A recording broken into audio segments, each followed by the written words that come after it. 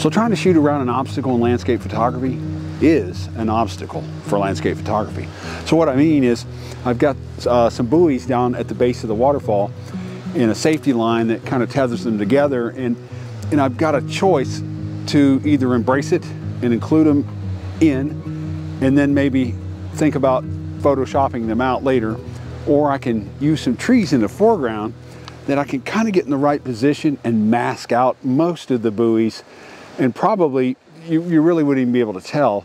But the thing is if you're going to try to remove these later in Photoshop, the trick is to make them, put them in the image in a way that makes it easy to use content aware fill and the clone stamp tool in Photoshop to get rid of these things. Now, if you're not super familiar with Photoshop, I was talking to a gentleman yesterday, an upcoming photographer. His name's Gabriel, here at Turner Falls, and he had mentioned to me that he wasn't good at Photoshop, so he kind of was shying away from it. And I encouraged him to embrace it. But we don't do every aspect of Photoshop as landscape photographers, but we need to know a few things, and removing obstacles in Photoshop is one of them. And content aware fill makes it easy, but make it easy on yourself in post-processing when you're in the field. If you're gonna try to remove something in Photoshop, try to place that object, for example, in this scenario, if I kind of clutter up the buoys in trees, it's going to make that very difficult to get rid of in Photoshop. But if I rise above the trees, then what I can do is easily remove those in Photoshop. In fact, I've removed some on an image that I'd shot from a distance of this particular fall years in the past, and I'll put a link to that right here. But anyway, it just made it easy, and I could remove those. And my goal is, when I remove them, is to be able to zoom into 100% and not tell that I removed them. I just can't tell that I removed them. So that's my goal. But anyway, so make it easy on yourself when you're in the field.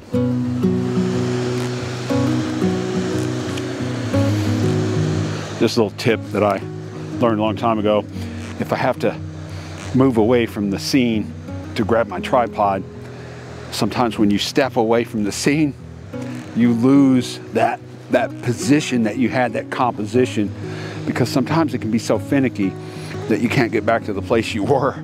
So I just take a stick and stick it in the ground, or an object like a rock that I'll recognize, and place that in the center of where I was standing so that I can get back to that position that I was at. So I found a composition that I think puts all the elements of the composition where I want them, but I can also use these trees in the foreground to kind of cover up the buoys and the safety line so they don't have to chop them out. But yeah, the composition looks really nice, so that's what I'm waiting for. I'm gonna wait for the sun to get my tripod in position, wait for the sun to come up a little bit more, and then see if I can pull this off. When you're in the field, you have to think about post-processing, and you have to think about what you're gonna do with an object that's getting in your way. So the choices are: you either remove it, or you incorporate it into the image and use it, or you hide it. Oh, I almost forgot. There is a fourth option, and that is I could go down to the base of the falls and remove the buoys and the safety line, but I don't think that would be too smart. Just saying.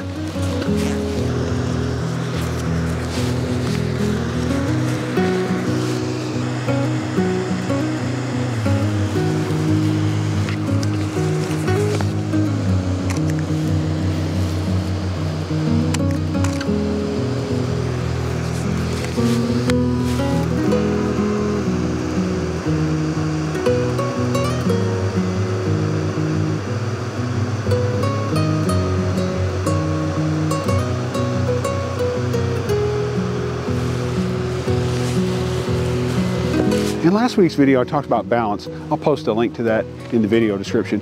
But balance is key in any landscape composition. And the thing is that I can remove all the objects I want, take them out in Photoshop, whatever I want to do. But if I don't have balance in the image, I can't fix that in post-processing. So something to think about is where all the elements of your composition line up. I always think about rule of thirds. I think about diagonals, leading lines, all those things that go through my mind as I'm as I'm envisioning this composition in the mind's eye and how I want it to be. And so first and foremost, get the composition. And I had scouted this out yesterday. I'd spent the, actually it's my second day here. I spent the day yesterday coming in to this location and scouting out a couple of different compositions. In fact, I've got one over there. I was going to try to capture two, but that's another thing. Focus on your main objective, your main composition. So I had an idea of the composition, but you know, I spent some time tweaking that, and I knew how it was going to lay out, and I wanted the falls to be kind of in the lower left thirds with the two peaking points of the mountain in the image, and that was important. So removing the object was a secondary goal, and if I had to, I was prepared to leave those lines in there and the buoys, but I captured it in a way that I think if it is in there, maybe I can remove it, but it's okay to leave it too. So, but I think really and truly I'll be able to mask it with the trees. The composition cuts out most of the buoys, all of the buoys actually, and most of the safety line. So anyway, just something to think about. Landscape photography, I tell you, if it was so easy, everyone would be doing it.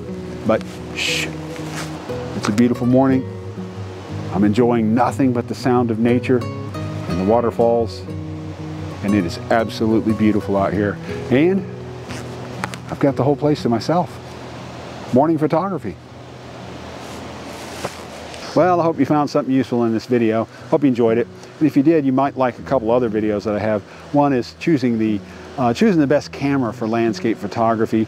And then I have another one on focal length for landscape photography. I think you might like those. And I'll leave links to those in the video description. But if you liked this video, though, make sure you hit that like button and consider subscribing to the channel. And if you do subscribe, if you hit that bell icon, you'll be notified of any future videos that I post. And drop me a comment, let me know what your thoughts are. And as always, if I don't see you down the road, maybe I'll see you on the trail.